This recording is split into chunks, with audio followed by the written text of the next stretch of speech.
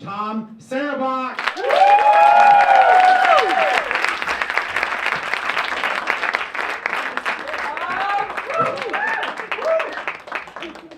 So the topic of the show is friends. I have a conundrum. How do I get my friends, with no other friends, to be friends with each other? I don't know what it is about me. I have a lot of friends where I'm their only friend. And I don't know if it's just like I'm really outgoing or if I'm just like manipulative and prevent them from making other friends. Myself, but that might be it. So I have a question. If two meth heads go out to dinner, is that called speed dating? I have another question. Why is it okay and comfortable to go to bed with a short sleeve shirt and long pants, but it's uncomfortable and wrong to go to bed with a long sleeve shirt and shorts?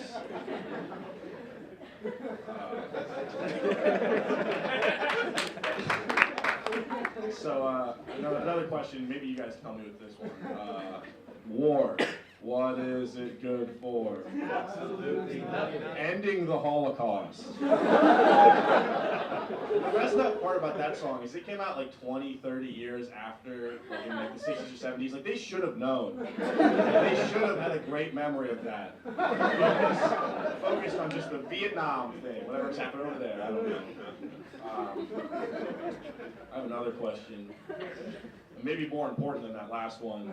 Why can't they make healthy Doritos? Like, they could just put protein and iron on a chip and then flavor blast it and it would taste the exact same, and they choose not to.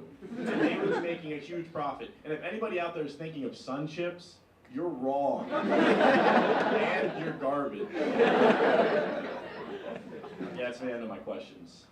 Just kidding, I have another question. What's going on with Spring Mix? Can we talk about this? Does everyone know what Spring Mix is? Any Spring Mix aficionados, people that love Spring Mix?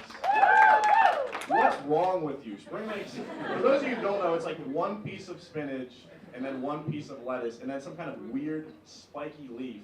Where I don't know where they get it from. And it's disgusting. And the thing that doesn't make sense, like the spiky leaf, like plants have spikes on them. So you don't eat them. That's the evolutionary purpose. You guys are just ignoring that. Just throwing that out the window thousands of years. And economically, it doesn't make any sense to me. Because my first thought eating it was like, oh, this is terrible. And then my second thought was, well, maybe the other leaves are cheaper than spinach. So they're trying to reduce the price of our sandwich topping. And they're trying to lower it. But then, the back of my mind says, there's the mixing price. They have to mix all the leaves together. And then the other back of my mind says, there's the opportunity cost where they could just be growing spinach where they grow the spiky leaf. And then, because they're not doing that, if they just grew more spinach, then the amount of supply of spinach would go up. And then the price of spinach would drop. And then there would be the same price for everything. So Spring Mix just sucks. And I hate it.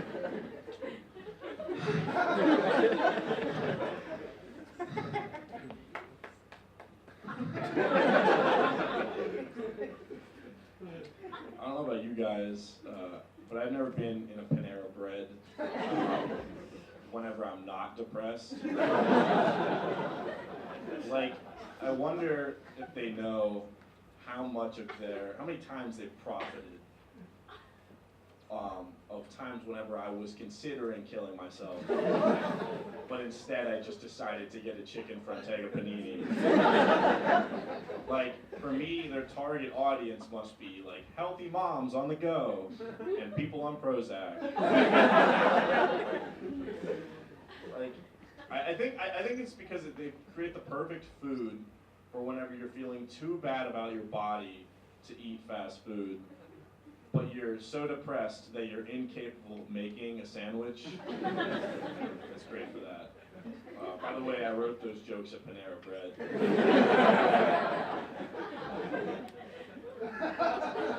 So I'm a student of the world, a global traveler, global citizen. I'm a rich kid on a trip to Europe.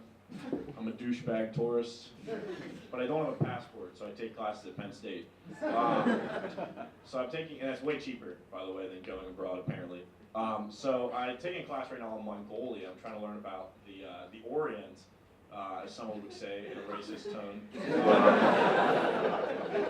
I don't know how much you guys know about Mongolia, but they're a very horse-centric culture, very horse-centric. They're kind of the horse girls of Asia.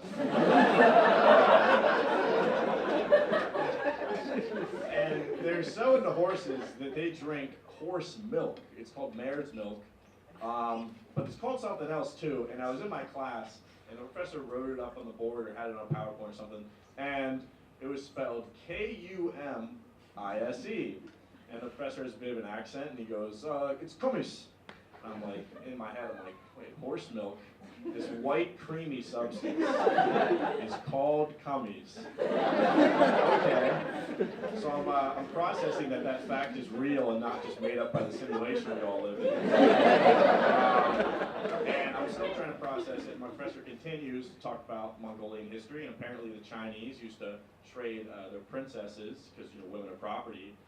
Just kidding, I'm a feminist. That was a satirical remark. But they're trading Chinese princesses to Mongolians as a method of appeasement. And apparently they didn't like the experience very much, and the specific reason is outlined in primary history texts, primary documents and sources lettered from thousands of years ago, that apparently Chinese princesses hated living in Mongolia because Chinese princesses hated cummies.